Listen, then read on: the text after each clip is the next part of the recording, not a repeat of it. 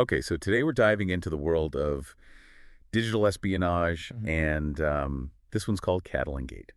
Yeah, this is a really interesting case. It's not just about spying allegations, but it brings up so many questions, about the tools themselves, the evidence, and what it all means for us in the, digital age. Right. It feels very ripped from the headlines. And to get into it, I think we need to set the stage a little bit. We're talking about Catalonia's push for independence from Spain and all the tension that goes along with that. Yeah, it's key context, right? You can see how a government might be more likely to use these surveillance tools when they feel like there's a threat to national security or even political stability. Whether that's justified or not is another discussion, but just understanding that helps make sense of it all. Right. So let's talk about the tools then. The investigation found Pegasus and Candiru were used. These are both really sophisticated programs. So what can they actually do? Okay, so imagine this. You get what seems like a harmless text message, you click a link, and that's it. Your phone's infected. Pegasus can record your calls, read your messages, get into photos and contacts, all without you ever knowing. That's scary stuff. Hmm. And Candiru is no joke either. And this is where it gets interesting. Citizen Lab found it was used against all sorts of people connected to the Catalan independence movement, not just the obvious targets. Exactly. We're talking lawyers, activists, even family members of those involved. So it suggests that the surveillance wasn't just focused on like key figures, but was meant to maybe intimidate or silence a whole movement. It's a chilling thought. Citizen Lab found evidence that something like at least 63 individuals were targeted and 51 confirmed infections. One case that stands out is Jordi Baylina. He's a developer who got hit with some super sophisticated phishing attacks. Yeah, Bailina's case is crazy because of how detailed it was. They took his actual travel info and made a fake boarding pass and emailed it to him as a phishing attempt. This is spear phishing, super targeted to trick specific people. Wow, they even impersonated organizations like the UN, the Guardian Amnesty International. It shows how far these attackers were willing to go. And it also suggests they had a lot of personal information to work with, which brings us to one of the main things Citizen Lab points to when they suggest a link to the Spanish government. Okay, so that gets us to the big question. Who was behind this Citizen Lab doesn't outright accuse the Spanish government, but the evidence is pretty compelling. Let's break it down. First, the targets themselves are suspicious.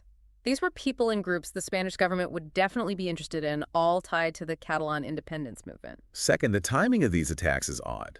They often lined up with big political events like protests or court decisions. Right. It implies that this wasn't just random hacking. Yeah. Someone was watching the situation closely and using these tools strategically. And third, some messages even had personal info that probably only Spanish authorities would have, like tax IDs or specific travel details. And lastly, the whole scale and sophistication of this operation, you need serious resources and expertise to use Pegasus and Candiru. That points to a state-sponsored actor. So it seems like while there's no smoking gun, the circumstantial evidence is strong. But we have to say that in the digital world, it's really hard to prove who did what. There's always a chance someone else was involved, however unlikely. That's true. And that's where it gets even more complex, because even if we say the evidence points to the Spanish government, we have to think about what it means legally and ethically to use these tools this way. Absolutely. And that's where the whole debate about digital evidence comes in. We can't just take any piece of data as fact, especially when we're talking about something as sensitive as government spying. Right. We need to understand the tools used to analyze that data and what biases or gaps they might have. And that's where Jonathan Scott's critique of how Citizen Lab did things comes in. Okay, let's get into that. So Scott has some issues with how reliable evidence is when it's taken from iCloud backups. He's particularly focused on the MVT-Tool, which was made by Amnesty International. The thing is, digital forensics is still pretty new and it's always changing. Tools like the MVT-Tool are meant to analyze this kind of evidence, but they have limitations. Scott's argument is that iCloud backups can be messed with, and the MVT-Tool might not always pick up on signs of spyware correctly. So we can't just blindly trust the results. We have to understand their limits and think about other explanations. Exactly. And that's where bias comes in. Scott isn't saying Citizen Lab was doing anything on purpose, but he's pointing out that any investigation, even a really good one, can be influenced by the investigator's own ideas or the tools they're using. So we have all this evidence pointing at the Spanish government, but also people like Scott saying we need to be careful. It makes you wonder, how can we ever truly prove anything in the digital world? That is the big question, and it's what Catalangate makes us deal with. Before we move on, let's talk about Joan Matamala. He was targeted by not one, but two spyware programs, Pegasus and Candiru. That's right. It's super rare, which makes you ask, why was Matamala so important that they'd go to this much trouble? Well, he's a big name in the Catalan independence movement. He runs a bookstore and foundation for the Catalan language and culture. But here's the thing, he's also into developing open source software for things like voting and digital security. And remember, we talked about how Candiru is often used against people in sensitive fields like cybersecurity or human rights. Matamala working on that kind of software could have put him right on their radar. And get this, the way they found out Matamala was infected with Candiru was because his computer got connected to a network at some Catalan universities. Yeah. That accidentally showed Microsoft that the spyware was there. It's almost poetic justice, right? A tiny slip-up by the attackers led to Microsoft uncovering a whole network of Candiru victims. Even the most sophisticated operations can be messed up by human error. It shows that this stuff is more widespread than we think. We're talking government-level tools being used against people all over the world. Now let's dig into the methods used in Catalangate. They used a bunch of different tactics, all designed to play on how people think and get around normal security. We've mentioned the SMS messages, but it's worth looking at those closer. The report shows how these messages were made to play on people's trust, their curiosity, their fears. Some look like official notifications from Spanish government agencies. Right, taking advantage of people's sense of duty. Others were disguised as Twitter updates or news alerts about Catalan politics, appealing to people's need to stay informed. And as we saw with Bailina's case, they used personal info to make it all seem real. And they didn't stop at Spanish authorities. They used names of international groups like the UN, the Guardian, even foreign NGOs, basically anyone that would make their attacks look legit. It shows they're experts at manipulation. They understand how we think and use it against us. Let's talk about relational targeting. This is where they go after the people close to their target, their spouse, family member, staff, to get information indirectly or even pressure them. It's a really effective and hurtful tactic. We see this with Carles Puigdemont, the former Catalan president. There's no proof he was infected directly, but his wife, key staff, and close associates were all targeted. It's classic trying to use personal relationships to get what you want. And it raises serious questions about how ethical digital spying can be. It does. And it highlights why we need stronger laws to control these powerful tools. We can't just let governments and companies operate in the dark without being accountable. Agreed. Now back to the evidence. We've talked about what Citizen Lab uses to suggest a link to the Spanish government. But as we said, there could be other explanations, however unlikely. True. It's important to stay open-minded even when the evidence seems clear. In digital espionage, things are rarely black and white. That's what's so interesting about this whole case. It's a puzzle where the pieces might never fit perfectly. But even without definite answers, Catalangate makes us face some uncomfortable truths about surveillance today. It makes us think critically about the evidence we see, question what we assume, and demand more transparency from those in power. It reminds us that we all have a part to play in protecting our privacy and freedoms in this increasingly connected world. Welcome back to our deep dive on Catalangate. So we've been looking at the specifics of this case, but let's zoom out a bit and think about the bigger picture. I mean, this isn't just about Catalonia. It raises questions that go way beyond that. Yeah, it's unsettling because it feels like we're seeing a future where our digital lives are constantly being watched and where governments can use these tools to silence people or target them for their political views. It's a real concern, and we're seeing this happen elsewhere, too. Remember the Pegasus project? Yeah. That investigation showed Pegasus being used against tons of people, worldwide journalists, activists, even world leaders. Right. That was a wake-up call for a lot of people. Suddenly, digital spying felt a lot more real, a lot closer to home. But here's what gets me. The companies that make this spyware, like NSO Group, they say they only sell it to governments for legitimate reasons like stopping terrorism or serious crime. It's a tough one. These companies work in a gray area legally. And there's very little transparency about how governments actually use these tools once they have them. It's like selling a weapon. You might sell it for self-defense, but there's no guarantee it won't be used for something much worse. That's a good point. Yeah. And it gets to the core of the problem.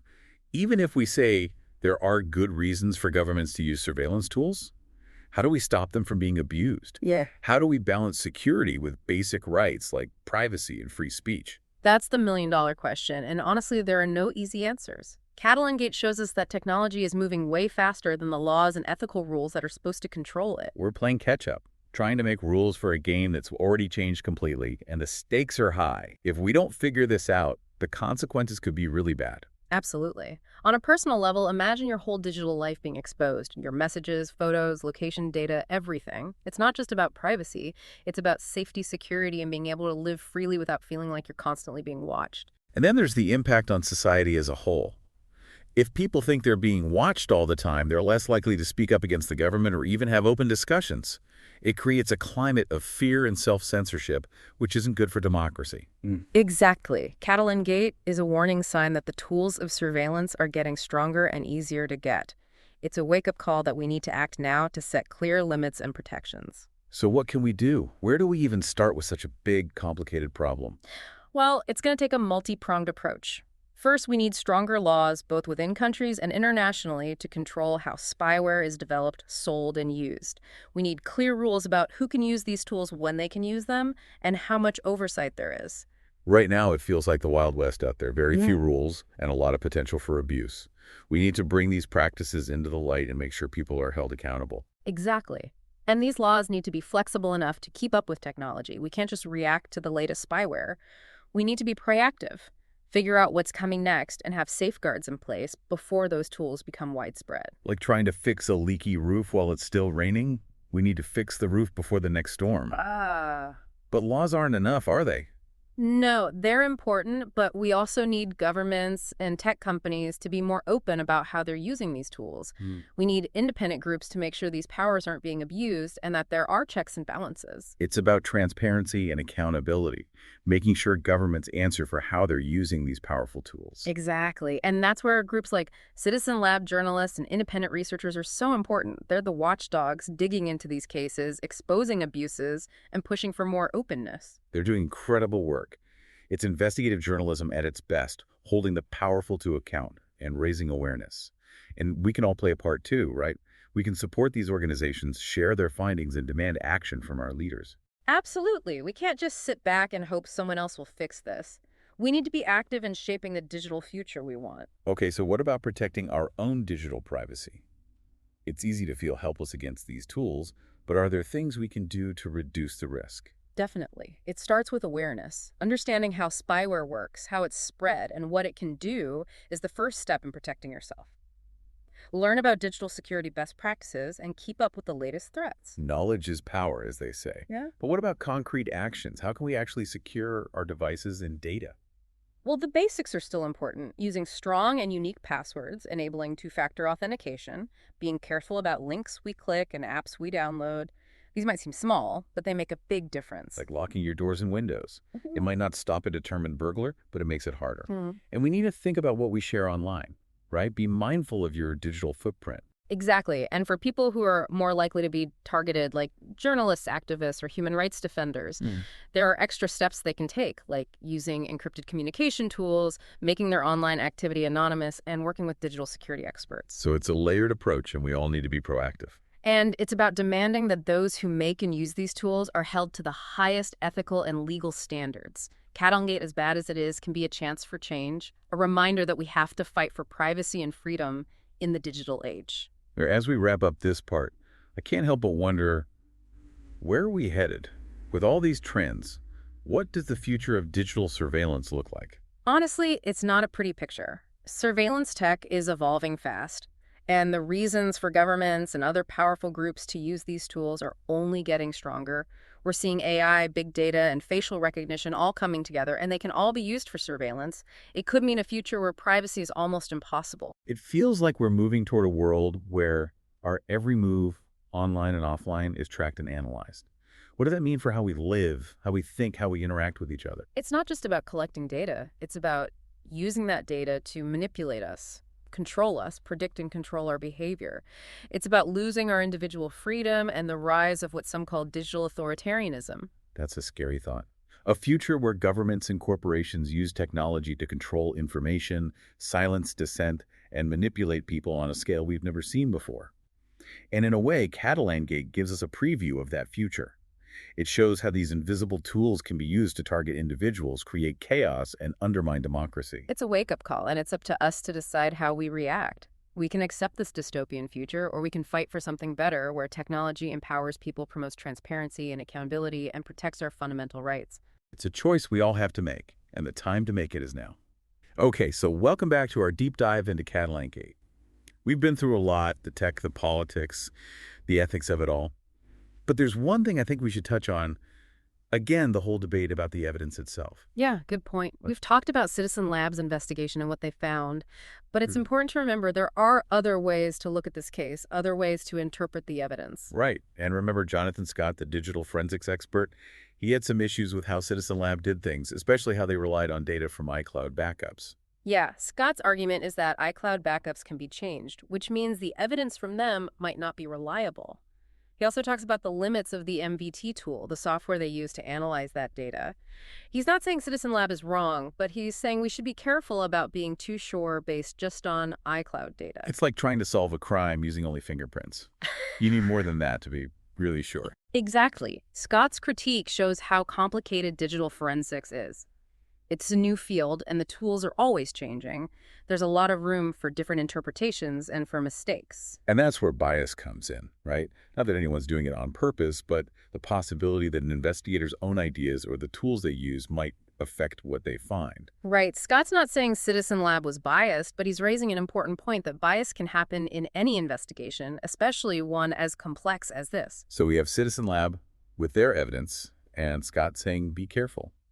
It makes you wonder, can we ever really know for sure what happened in the digital world? That's the tough question. It's a challenge in our digital age. Evidence is often scattered, easy to change, and open to interpretation. You need real expertise to analyze it properly and be open to different viewpoints. So we need healthy skepticism, Yeah. but also some humility, knowing we might never have all the answers. Exactly. Catalangate, with its different interpretations and unanswered questions, shows us that the truth can be hard to find, especially in the digital world. It's kind of unsettling. Makes you realize how vulnerable we are in this digital age.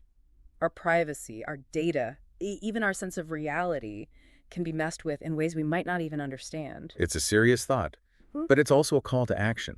We need to be more aware of the threats, more critical of what we see and hear, and more active in demanding transparency and accountability from those in power. Which brings us back to the bigger picture. Catalangate isn't just about Catalonia. It's about the growing power of surveillance tech, the loss of privacy, and the challenges of living in a world where the lines between physical and digital are blurred. It's a story that's not over yet, and it affects us all.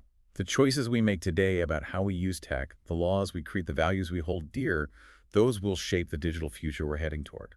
So what's the takeaway for our listeners? What can they do to protect themselves? Stay informed, make a difference. First, be aware. Understand the threats, the tool, the tactics being used. Learn about good digital security practices and keep up with what's happening. Knowledge is power, and it's the first step to taking control. Okay, second, be critical.